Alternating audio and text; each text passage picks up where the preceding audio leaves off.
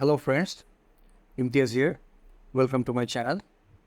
In this video, I'm going to show you how to make a Facebook post shareable for public.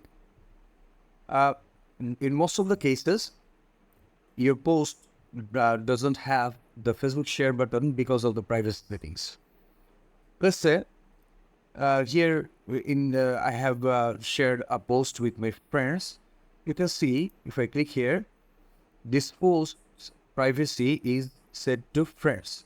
That means only my friends can see this post, and if they like or share the post, friends of friends can see the post, but they can't share it to other people.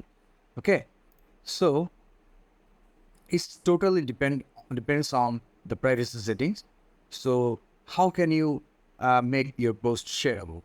For this, if you have already shared your post, you have to go to that post and click on this three dot button, and from here edit audience and make this settings to public and save. Now you can see this post is public, so it means anyone who is using Facebook can easily share this post in their profile or any groups. Okay, and if you haven't already shared your post yet, you have to select the public settings from this section. Okay, if you have a strict privacy settings, that means you are using friends by default, so it will be like this.